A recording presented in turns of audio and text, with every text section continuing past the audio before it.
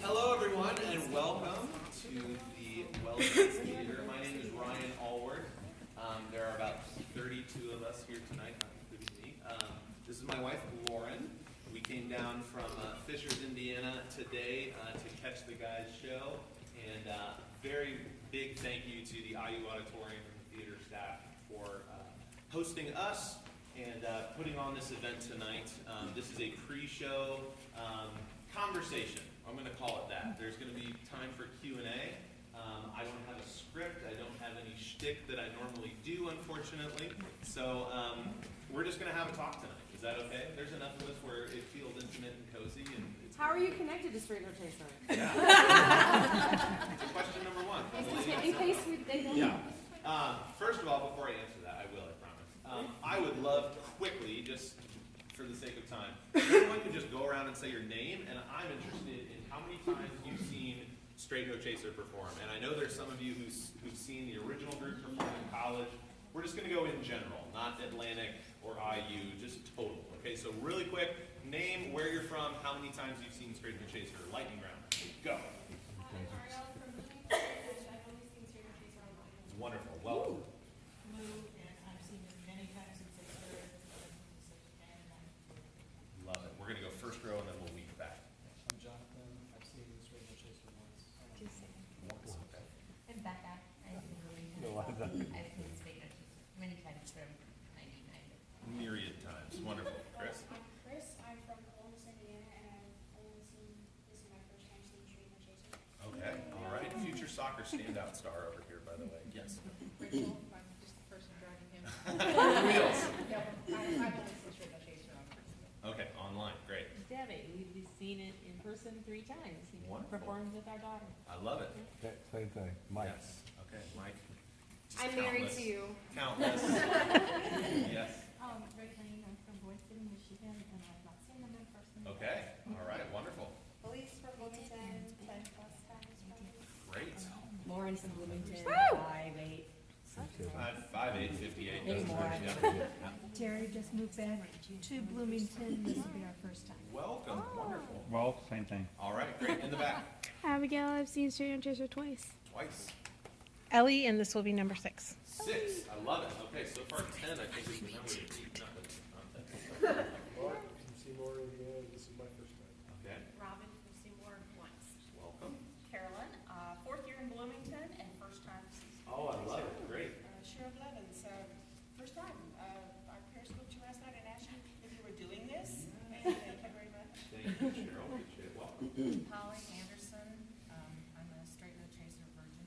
Okay. For all of us here except for us. Okay. Welcome, welcome. I'm Kim from Pendleton, Indiana, and this is my first show. Okay, I love it. Tina from Fairfield. Okay. Okay. All right. Hi, Steve and Sandy from Bloomington, and we've seen the college group. Yes. We've seen probably 3 times. Okay. Great, wonderful. Thank you. Welcome back.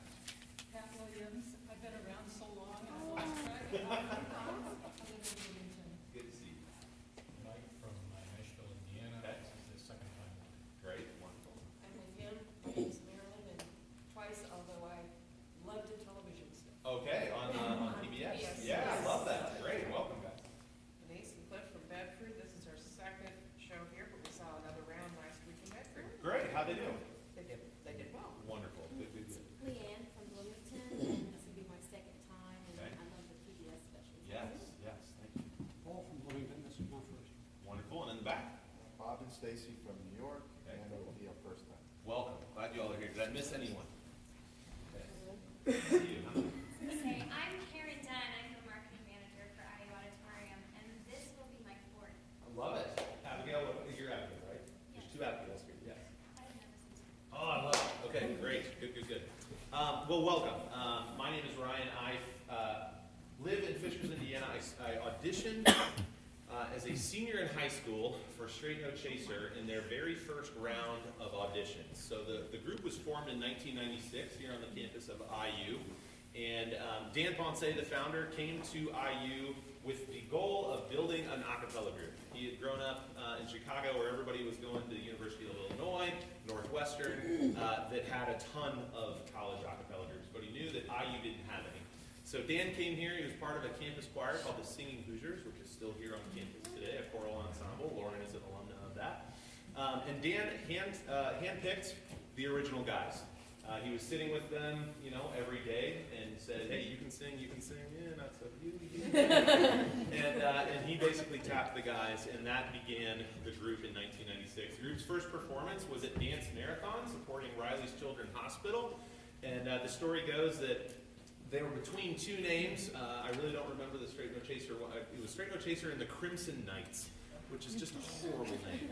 And they literally, it was like, and now, coming to the stage, some a cappella group. And Dan goes, what's our name? And one of the guys goes, Straight No Chaser. He goes, hey, we're Straight No Chaser. And that was the beginning there in 96. When I graduated high school, well, first of all, let me back up. I had found out about the group because my mom and sister were both Alpha Chi Omegas, and they were having a mom's weekend show that the original group was performing at. And my mom, knowing that I was in choir and really into vocal music, picked up the group CD, and my friends and I just devoured it. That was all we ever listened to. And we put together a group from school, and we would sing at sporting events and at shows and all that. Well, I reached out to the original guys and said, hey, we're about to sing at a Valentine's Day dance, and we want to put some guys together from our choir, but we don't have any music. Could you send us a couple doo-wop songs? In the Still of the Night, I think, was the one that they sent us. And they sent us the music, and they said, hey, if you're coming to IU in the fall, you should audition for the group. We're having our first round of auditions ever. And so Mike Luganville, who's in the current lineup now, and I and two other friends went down. Mike and I ended up making the group as second semester seniors in high school. So we would wake up, 6:30 in the morning, go to school. We'd have Joseph and the Amazing Technicolor Dreamcoat rehearsal right after school till about 5:30, hop in the car, 3 days a week, drive down to Bloomington, rehearse with the guys till 9:30, get home at 11, and repeat. It was crazy. It was trial by fire, but we came to IU in the fall having a group of best close friends. And when you're 18 and you get to sing for a room full of sorority girls, life is good. As it still happens to this day, the group just holds auditions, replaces members that are graduating, so on and so forth. And I was in it all 4 years. My sophomore year, Lauren and I are both the same age. Our sophomore year, we met. Lauren was she was a member of the IU Ladies First Women's a cappella group, which was sort of an offshoot, kind of a similar story, where it started from Singing Hoosiers women who wanted to sing together. Walter Chase, who's the current musical director of the group, helped the founder of that group, Natalie, assemble some girls, and Lauren was in that first batch of new members. So we've known each other since 2000.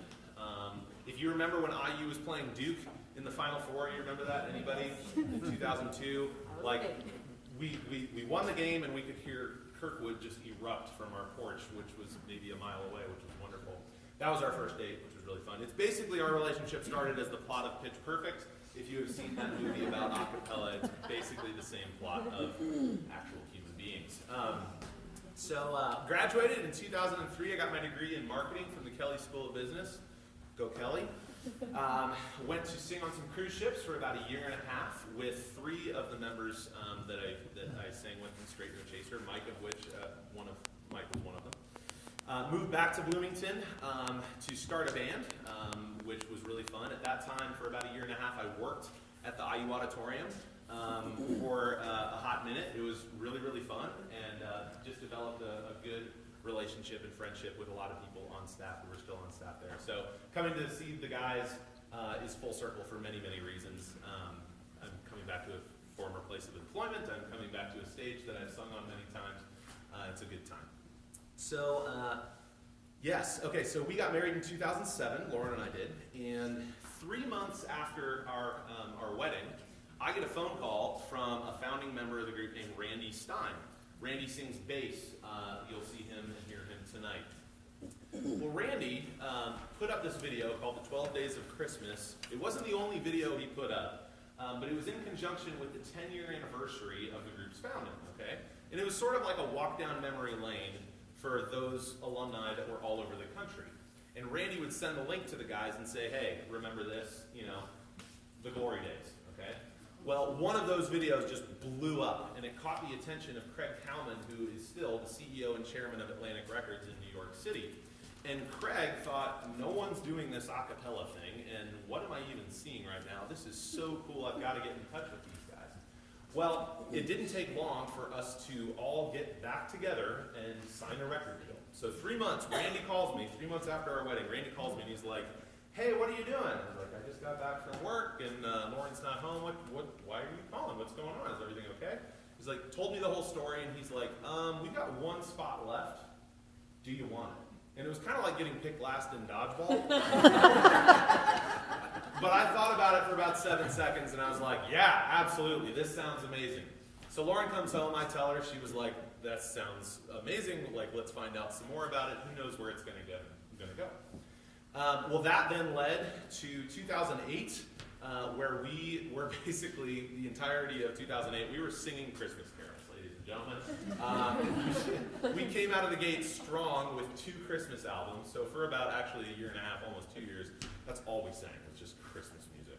And we were wondering, we're like, are we just going to get pegged as this Christmas group? Like, what are we going to do the other, 10 months out of the year? Turns out then we released another pop album with popular covers. We got to have Barry Manilow, of all people, sing on that album, and just the rocket was beginning to leave the launching pad. The group probably hit its height when I was currently in about 2011. At that point, we had the amazing opportunity and blessing to have 2 PBS specials that we filmed. Our first was in New York City, and the second was in Atlantic City, where for 2 summers in a row, we did about 90 shows at Harrah's Casino there as a residency in Atlantic City. Which was interesting because I don't gamble. It's not for any other reason, just that I like to hold on to my money. Anyway, no offense if you like to gamble. But yeah, it was. I look back on that time where we were getting really, really good reps on stage together. We had shows, we had a cue where we had to go. It was timed. I mean, there was a science to it. What? Yep. And so welcome, friends. Come on, sit wherever you like. So there at Harrah's was where we really got to click as a touring group. We had, hundreds of shows. Lauren just reminded me we got the opportunity to sing in the Macy's Thanksgiving Day Parade, which I was just telling this story last night. I remember coming out of our dressing trailer, and you imagine 10 guys in suits in a trailer, and we all kind of stumble out. It's like a clown car. And there's Neil Diamond on a golf cart just driving off. I'm like, is that Neil Diamond? Like, what are we doing right now? That's Neil Diamond, Sweet Caroline. Good grief. So we find ourselves coming down into Times Square, and it's just a sea of thousands of people. And it was one of those moments, many moments, where we just looked at each other and we're like, is this real? Like, is this really happening? And it was. It was the way we made our living. It was a great opportunity where the band was getting back together and we got to make some amazing memories. In the end of 2012, I made the decision to leave the group, to come home, start a family, and just have a career transition. The guys now are probably spending anywhere from 9.5 months on the road. And for us, we decided, you know what, this was an awesome ride. And for us, it was time to get off at the end of 2012. So since the beginning of 2013, I have been on staff with a global Christian outreach ministry called Young Life for high school kids. It's a 75-year-old ministry, and I'm basically the point person in our home community of Fishers. What's really cool is that I get to be in doing a lot of really, really fun things in the community with a ministry that we used to volunteer with before Straight No Chaser even picked up with the Atlantic days, and build something at my old high school that wasn't there when I was there. So it's a really, really unique opportunity and a lot of fun. Lauren and I will still sing together, and we get a lot of joy from that. I've released some music. We've also released a child into the world named Olivia. No, seriously. You're not going to be signing that and passing We that will on. not be signing our child, no. I released an album on Tuesday, August 19th of 2014 last year, and then on the next day, Olivia was born. So obviously things shifted a lot around. That basically catches you up to speed about me and about Lauren and hopefully about the guys. Tonight you're going to see a show. The guys are in the midst of their a tour called The New Old Fashioned, which is the name of their newest album on Atlantic Records. It is great. We got the opportunity to catch the show in Indianapolis last Friday night, and the guys are at the top of their game. They sound awesome. It is Straight No Chaser at its finest, just loose and fun, and 10 college buddies hanging out together on stage, having the time of their life. Of the 10 that you will see tonight, 6 are founding members. Every single one of the guys went to IU, graduated from IU. There was some overlap with some of the new members of when they sang in the group, but 6 out of those 10 founded the group. When I left, this was kind of a fun little revolving door story. At the end of 2012, I was talking with other members of the group who had been signed to Atlantic and then had, for other reasons, stepped away. And I was just kind of calling them for a little bit of wisdom and advice, saying, hey, I'm about to have the same conversation that you've had with many of the same guys. What would you recommend I say, don't say, what's it like? And the more that I talked with Steve Morgan, who sings tenor 1 in the group, Steve was a founding member, the more Steve and I talked, I didn't realize it, but it was planting the seed that it was time for him to come back and rejoin Straight No Chaser. Now, Steve graduated IU in 1999. I basically carried Steve's torch for 4 years in the group, singing all of his parts and solos. And then when the group got signed, we shared a year together, and Steve left. His wife was having their first child. He was getting his MBA. It was time to hang up the performer hat. He had been on Broadway. So Steve said, hey guys, I'll get this up and running, but I can't guarantee longer than a year. Well, I get ready to leave. We're thinking, who's going to sing my parts? Well, who better to get to sing my parts than the guy whose parts I used to sing? So they called him, when Steve rejoined the group, it was a perfect, PR story. It's like, oh, that is so turnkey, it's not even funny. They called him the newest, oldest member. So you'll see Steve tonight. I'm trying to think of other tidbits that you all might be interested in. This might be a good time, I guess, to turn it over for questions. I will answer them as best as I can. You can ask about what it was like to be in the group at IU, what it was like to be signed to a record deal, singing a cappella music around the world. You can really ask me anything you'd like, and I'll try my best to answer it. Lena? Are there other groups? Is there more than one? Straight No Chaser? Yes. No. Okay, for a while, it's a great question, thank you. For a while, there were 2 groups operating under the same name when we first got signed to Atlantic. There was the Atlantic Records Straight No Chaser, and then there was Indiana University Straight No Chaser. After a while, both sides agreed mutually that, hey, there's a lot of confusion. They were getting calls to get booked. The promoter was expecting us. We had their back. We wanted them to be able to exist with the same name, but it was just evident, hey, we need a name change. So the lineage of Straight No Chaser still exists on campus, but they go by another name. They're called Another Round. They're 10 guys who, just like us, wanted to sing and have fun together and sing all over campus. So yeah, they're still out there. And actually today I saw on Facebook the current lineup guys, the Atlantic guys, went into the Music Annex room 405 where the Singing Hoosiers I think might still meet. And that's where it all started. And so they went there and sang Back Home Again in Indiana together with the current undergrad group, Another Round, which was kind of a cool full circle moment. In April of next year, the group will be having its 20th reunion concert, I think at the Buskirk Chumley sometime in April, that the current group is putting on, and as many alumni as possible will be in town for that. Good question. Yeah? Is it true that in order to be a new member of Straight No Chaser, you have to have been at IU? Yes, so there is actually an internal rule within the bylaws and everything of the 10 guys that if anyone ever leaves, like when I left or when Dan Ponce left, when Mike Idkoff left, they have to be replaced by someone who sang with the guys at IU at some point. This isn't just, hey, we lost a guy, let's go audition some random person off the street and get him in. Really, that's twofold. One, really honestly, it's onefold. It's that you're going to be spending so much time with someone, you want to know them. You want to know them really well. And I mean, Straight No Chaser for the majority of us was our fraternity in college. Some of us were Greek, but yeah, you want that connection, so it's best if it's someone who knows the group, knows the history, and also you know the quality that they're going to bring to the stage. Great question. Yeah? 2 questions. Sure. What was your favorite place to sing at, and what is your favorite song to sing? Okay, favorite place to sing at and favorite song to sing. I love coming to Bloomington. I've got to say Bloomington is amazing.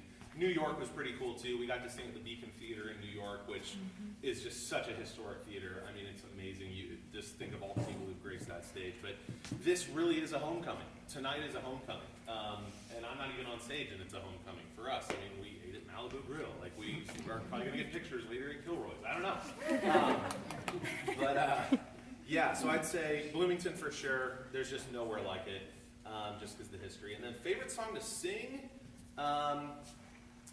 Oh Holy Night, off mic, at the front of the stage. They don't always do it. I don't know the set list for tonight, but if I were a betting man, if you clap loud enough, they'll probably do it tonight. We only did it in certain areas where we felt like, let's do this tonight. It's been a special show. Let's do it. And my favorite moment of any show were the 2 seconds between the final note that we sang and the clap. Those 2 seconds were just the coolest the moment of the night for me personally, and for probably the rest of the group too, where it's just, we're all in this together. It's a beautiful, if not, like, not to sound too melodramatic, but it's like a holy, sacred moment of just this beautiful music, and everybody's in it, and then, so, that was fun. Yeah. Yes, ma'am. When you went to, saw you in Atlantic and went to that phase of your singing career or strictly chasing, you must have acquired a lot of professional help in choreography and staging. Oh yeah, we're not dancers at all.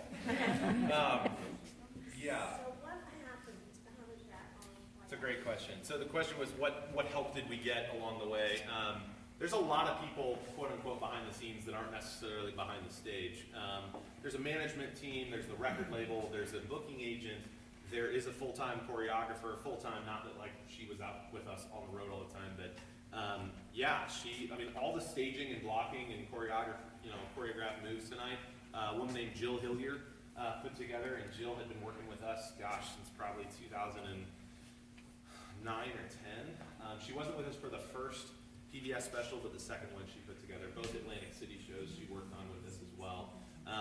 And then there's a crew. There's a sound guy. There's a monitor guy off to the side that you probably will never see. Actually, if you catch him before the second act, he'll come out and plug in a little tiny Christmas tree. That's Bob. Bob's great. He's got a killer ponytail. There's more like that one. There's a road manager. So there's all sorts of people besides the 10. But for a while, it was a pretty lean crew. I mean, in those early days, we were on top of each other everywhere we went.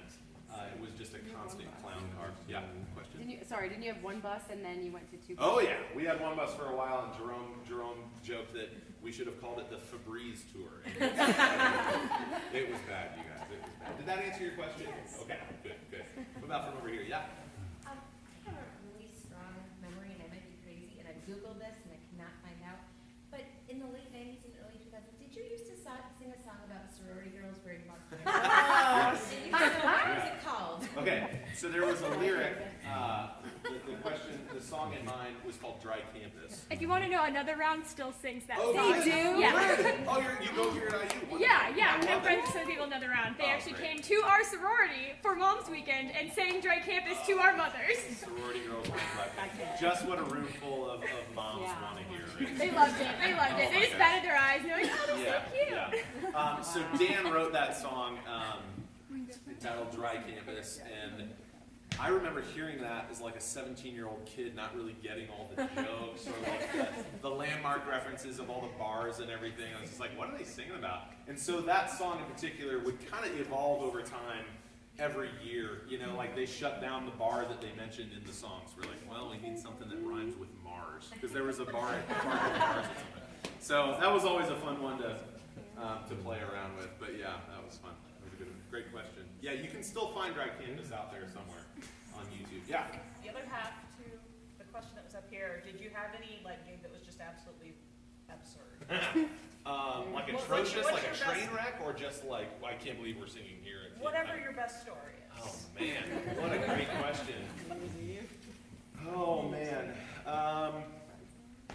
There was a New Year's Eve show where we found ourselves in Fresno, California, of all places, and we're like, what are we doing in Fresno? And like we went out there and we're like, hey, we'd never played there before, and it like was not that packed of a house, and we're just like, what are we doing? And then we're like, who cares? It's New Year's. We're gonna have a great time. I totally remember this. I can't remember where it was. I want to say it was somewhere in Pennsylvania. I do remember that it was one weekend where our management had the amazing idea to book us 4 shows in 2 days, which was great time.